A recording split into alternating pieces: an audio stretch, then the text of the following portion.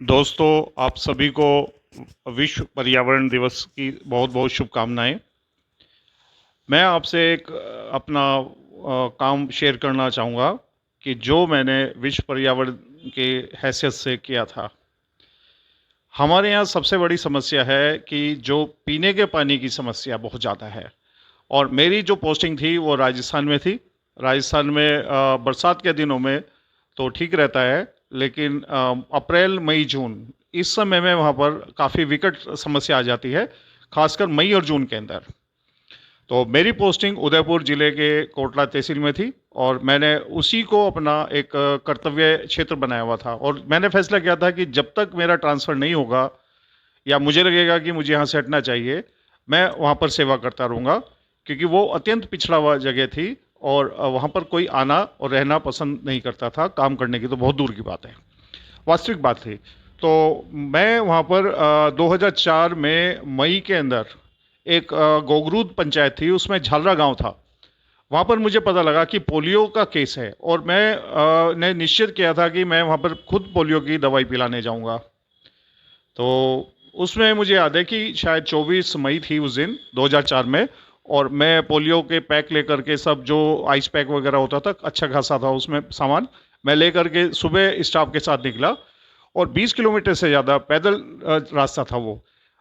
झालरा गांव था वो। वैसे तो झालरा गांव में मैं एक जो उसका दूसरा जो पटवार हमारा रेवेन्यू इंस्पेक्टर सर्किल पड़ता है, उसकी बैक साइड से मोटरसाइकिल जा सकती थी। मैं 2-3 बार उसमें गया हूँ, मैं लोगों से मिला हूँ, लेकिन उस रास्ते से मैं पहली बार गया था।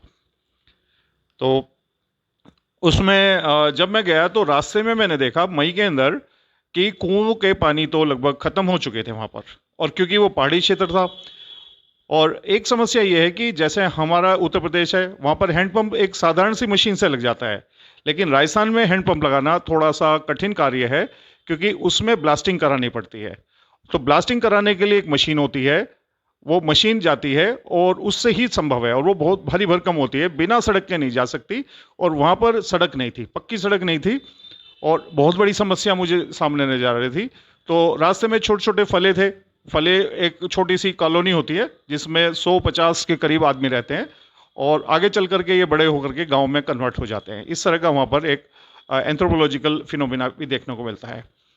तो अब जो फले के लोग थे वो क्या करते थे, वैसे तो कुओं से पानी लेते थे, फिर जो बरसात में जो उनके छोटे छोटे से नदी नाले होते थे, उनका भी पानी वो यूज कर लेते थे। लेकिन उस समय वो क्या कर रहे थे कि वहां पर एक जो नदी जो नाले के किनारे पे मिट्टी होती है, उसे खोद खोद करके गड्ढे बना रखे थे। और उसमें जो ये वाटर जो होता है वो इकट्ठा हो जाता था थोड़ा सा। बहुत पानी जो है वो नहीं होता था, लेकिन उसे इकट्ठा होने में एक दिन का समय लगता था।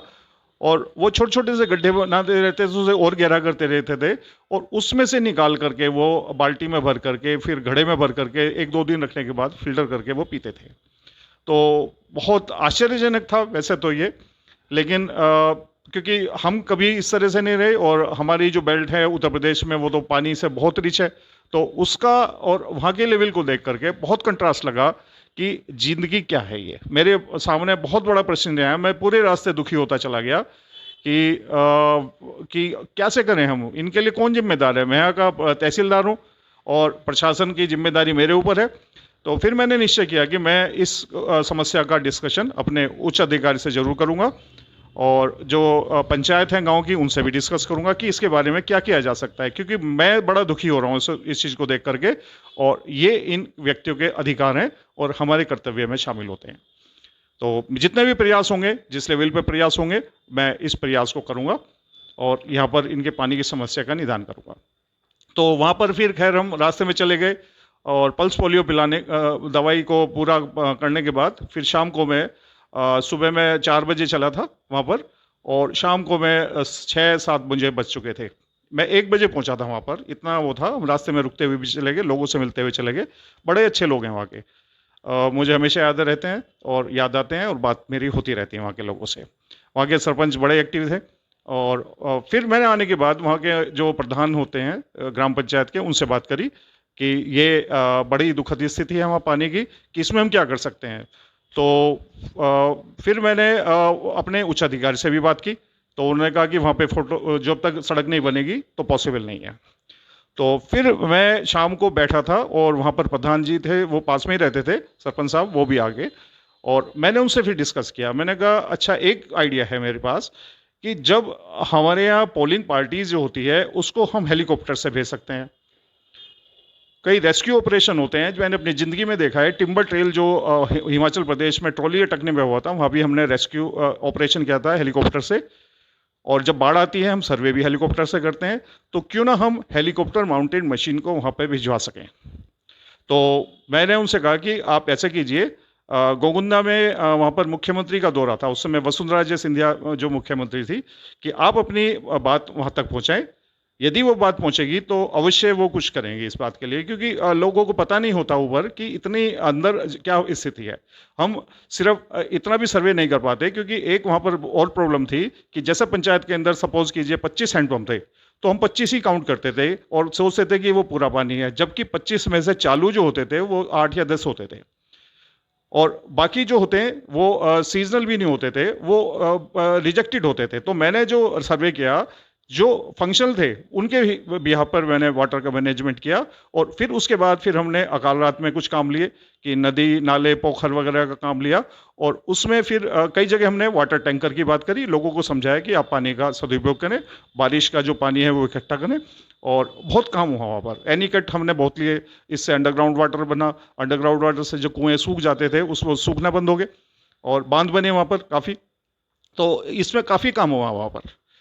तो फिर उन्होंने सरपंच साहब ने उसको लिख करके और न्यूज़पेपर में उसका न्यूज़ आ गया, और शायद संभवतः वो मुख्यमंत्री महोदय के नोटिस में आया। तो फिर वहाँ पर पीएचईडी डिपार्टमेंट, जो अभियांत्रिकी और हाइड्रोलॉजी डिपार्टमेंट होता है वहाँ का, उसने उन कुओं में ब्लास्टिंग करी, और वहाँ पर हैंडपंप की मशीन लगी, और उस हैंडपंप की मशीन से वो पानी बाहर निकलने लगा।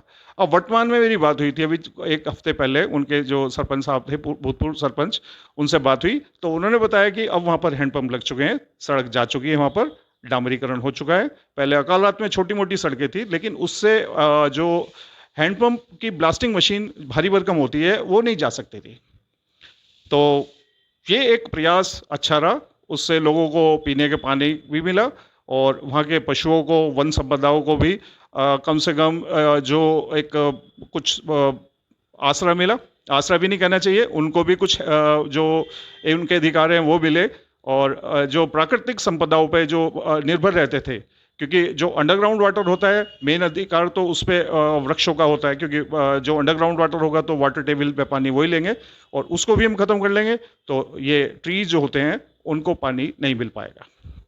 तो आपको बहुत बहुत धन्यवाद, आपको बहुत शुभकामनाएं इस पर्यावरण दिवस के।